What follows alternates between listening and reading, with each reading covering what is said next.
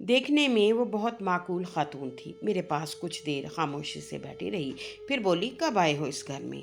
2 दिन हो गए हैं। मैंने पूरे घर पर तायराना से नज़र डाली। ये छोटा सा घर एक बड़े कमरे, एक बैठक और लंबे सहन पर मुश्तमिल था। कब तक रहना यहाँ?" उस खातून ने मशकूक से अंदाज से पूछा। "क्यों?" मुझे कदरे हैरानी हुई। "पता नहीं, जब तक यहाँ से ट्रांसफ़र नहीं हो जाता," मैंने जवाब दिया। ओह!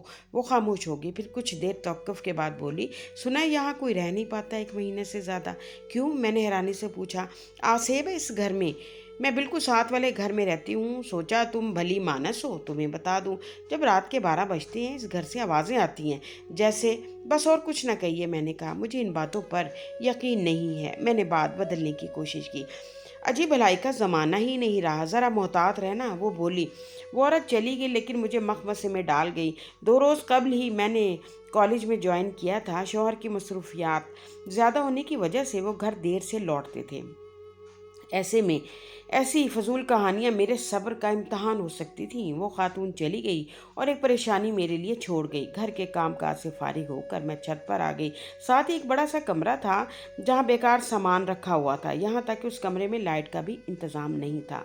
मैंने छत की मंडेर से बाहर देखा। बाहर इक्का दुक्का घर थे, सामने मैदान था और मैदान के सामने एक बहुत बड़ा अहाता था जहाँ कभी कभार बच्चे खेलने आ जाते थे, लेकिन वहाँ पर आज बिल्कुल खामोशी थी। उस मोहल्ले में शाम के बाद हू का आलम हो जाता था।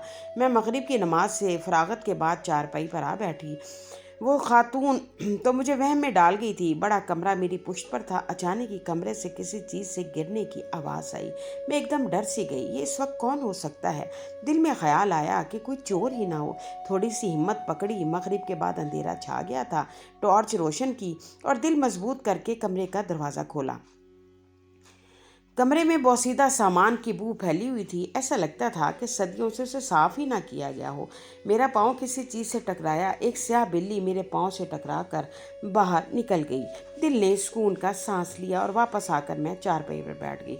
हत्ता के मियाँ के घर आने के बाद सुकून का सांस लिया। अगले रोज़ वो खातून फिर मेरे घर आ गई। "क्या हाल है बेटा? सोचा तुम्हारी खैरियत पता कर लूँ।" मैंने उसे बैठने का कहा और वो चाय बनाने में मसरूफ़ हो गई। "सुनो, रात खैरियत से गुजर गई?" वो बोली।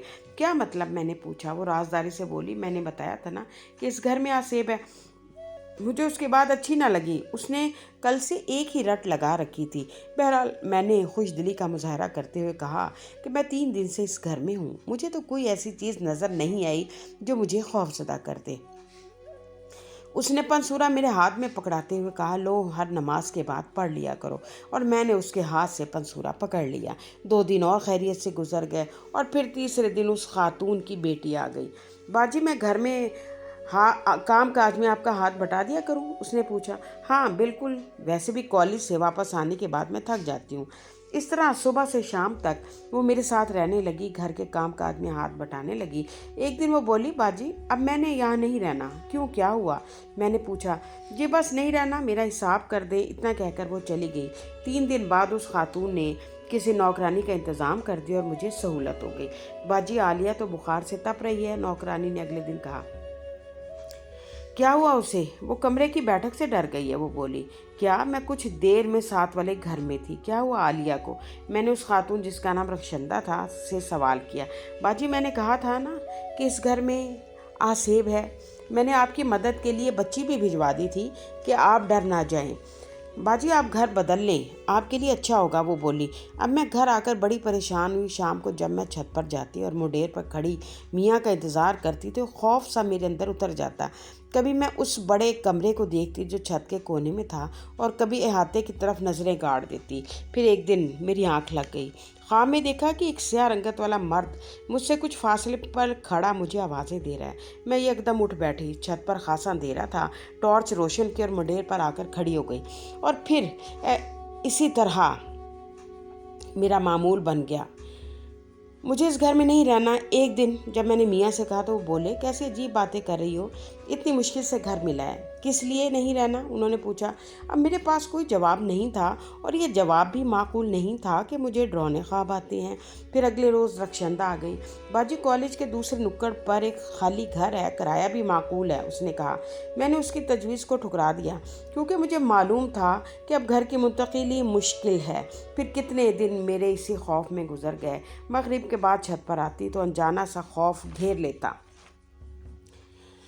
میں نے ایک مرتبہ پھر ایک نظر آصف زدہ منڈیر پر ڈالی اور خوف کا احساس ہوا۔ محسوس ہوتا تھا کہ کوئی پیچھے سے آوازیں دے رہے۔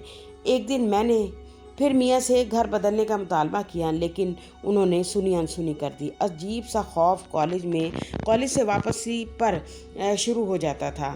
چور نظروں سے ادھر ادھر جھانکتی رہتی۔ کتنے دن گزر گئے۔ ایک دن نوکرانی نے بتایا کہ آپ کے آنے سے قبل یہاں آپ کی طرح ایک خاتون آ کر ٹھہری تھی۔ ایک دن چولہا جلاتے ہوئے اسی کچن میں جل کر مر گئی۔ کیوں مر گئی؟ میں نے اندر کے خوف کو چھپاتے ہوئے کہا۔ سب کہتے ہیں اسے کسی دوسری طاقت نے مارا۔ دوسری طاقت؟ میں نے بظاہر نارمل انداز میں جواب دیا۔ باجی، آپ کو کبھی ڈر نہیں لگا؟ نہیں، تم اپنا کام کرو۔